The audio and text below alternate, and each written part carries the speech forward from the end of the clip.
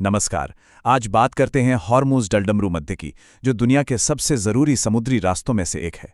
यहाँ ना एक ऐसी पहेली चल रही है जो दिमाग घुमा देगी, एक ऐसा विरोधाभास जो पूरी दुनिया की राजनीति को कह सकते हैं हिला के रख सकता है। तो सवाल सीधा सा है, और यही सवाल आजकल हर हेडलाइन में छाया हुआ है कि भाई आप एक ऐसी जगह को ब्लॉक कैसे कर सकते हैं जो पहले से ही ब्लॉक है। मतलब ये सुनने में ही कितना अजीब लगता है ना, कोई लॉजिक ही नहीं बनता। और देखिए, इसी हेडलाइन से सारा कंफ्यूजन शुरू हुआ। एक तरफ है ईरान जो कहता है कि जल डमरू मध्य पर उसका कंट्रोल है, और दूसरी तरफ अमेरिका आकर कहता है कि नहीं, हम इसे ब्लॉक करेंगे। ये तो एक पहेली जैसी बात हो गई। तो आखिर चल क्या रहा है यहाँ? चलिए इस उलझन को सुलझाने के लिए ना सबसे पहले इस ब्लॉक्ड या अवरुद्ध शब्द का ही मतलब समझना होगा। क्योंकि देखिए, इस पूरे मामले में इस शब्द का मतलब वो नहीं है जो हम और आप आमतौर पर समझते हैं। तो देखिए, ईरान ने ऐसा कोई बोर्ड नहीं लगाया है कि रास्ता बंद है। नहीं, बिल्कुल नहीं। उन्होंने इसे एक तरह का वर्चुअल माइनफील्ड बना दिया है। उनकी स्ट्रैटेजी ये है कि इस रास्ते को इतना इतना खतरनाक बना दो कि कोई भी जहाज का कैप्टन उनकी इजाज़त के बिना वहां से निकलने की हिम्मत ही ना करे, सोच भी ना सके। और यहीं पर ईरान की बहुत ही चालाक और खतरनाक स्ट्रैटेजी सामने आती है। इसे कहते हैं डिनायल ऑफ कंट्रोल। मतलब उनका मकसद ये नहीं है कि वो खुद यहाँ के बॉस बने, उनका मकसद ये है कि कोई और यहाँ का बॉस ना बन पाए। तो ये जो डिनायल ऑफ कंट्रोल है ना, ये सुनने में भले ही कॉम्प्लेक्स लगे, पर आइडिया बड़ा सिंपल है। ईरान को हर एक जहाज को जाके रोकने की जरूरत ही नहीं है। उन्हें बस उस समुद्री रास्ते को इतना खतरनाक और अनप्रिडिक्टेबल बनाना है कि शिपिंग कंपनियों का इंश्योरेंस ही बंद हो जाए। कंपनियां वहां जाने से पहले 100 बार सोचें। ये एक तरह से एक जियोपॉलिटिकल नो गो जोन बनाने जैसा है। तो सवाल ये है कि वो ये करते कैसे हैं? उनके पास एक मल्टी लेयर डिफेंस सिस्टम है।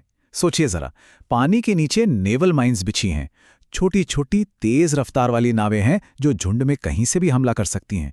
किनारों पर एंटी शिप मिसाइलें तैनात हैं, और इन सब पर नजर रखने के लिए ऊपर ड्रोन्स घूम रहे हैं।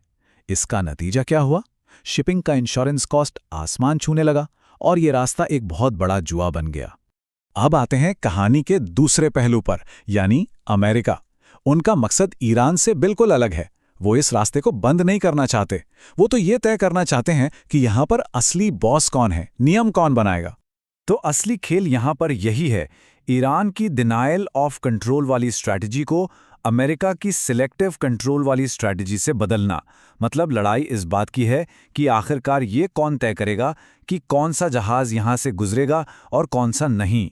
और इसके लिए अमेरिका का हथियार है सिलेक्टिव ब्लॉकेड। इसका मतलब क्या है? इसका मतलब ये है कि वो हर जहाज को नहीं रोक रहे। उनका निशाना सिर्फ और सिर्फ वो जहाज हैं जिनमें ईरान का तेल लदा है। बाकी का ट्रैफिक वो आराम से आ जा सकता है। और बस यहीं पर हमारी शुरुआती पहेली सुलझ जाती है। देखिए, ईरान की स्ट्रैटेजी है सबके लिए प्रॉब्लम खड़ी करना, रास्ते को सबके लिए खतरनाक बनाना। वहीं अमेरिका की स्ट्रैटेजी बिल्कुल सर्जिकल है। वो सिर्फ ईरानी तेल के जहाज़ों को टारगेट कर रहे हैं। तो ये लड़ाई है केओस वर्सेस कंट्रोल की, और इसका सीधा मकसद है ईरान की इकोनॉमी को घुटनों पर लाना। क्योंकि दिन के आखिर में ये सब कुछ एक इकोनॉमिक वॉरफेयर है।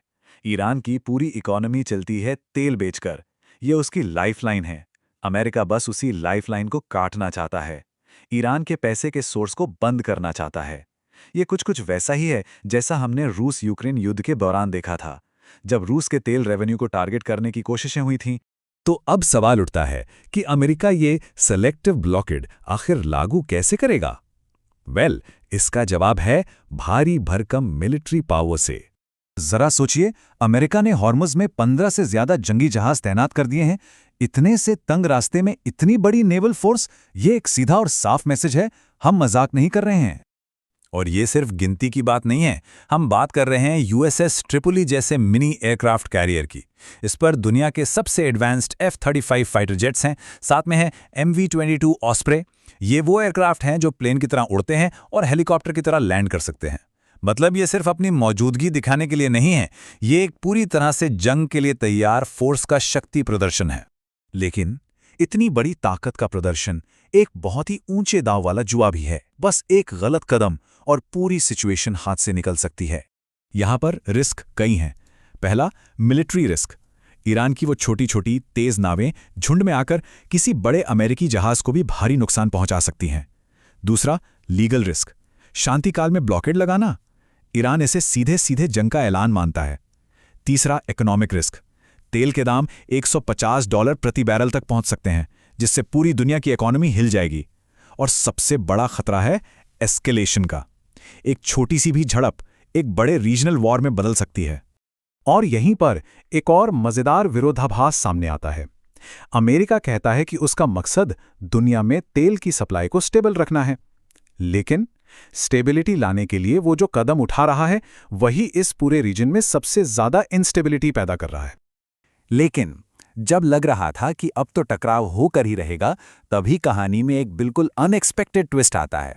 अमेरिकी प्रेसिडेंट की तरफ से एक बयान आता है। वो दावा करते हैं कि ईरान बहुत जल्द एक डील करना चाहता है। अब यहाँ ये बात ध्यान में रखनी होगी कि ये अमेरिका का वर्जन है, ईरान ने इसे कंफर्म नहीं किया है, लेकिन इस एक बयान ने एक नई संभावना तो जरूर पैदा कर दी है। तो ये सब हमें एक आखिरी और सबसे बड़े सवाल पर लाके खड़ा कर देता है। क्या अमेरिका का ये भारी मिलिट्री प्रेशर काम कर रहा है और दोनों साइड्स को बातचीत के लिए मजबूर कर रहा है, या फिर ये किसी बड़े तूफान के आने से पहले की खामोशी है? इसका जवाब तो सिर्फ वक्त ही देगा।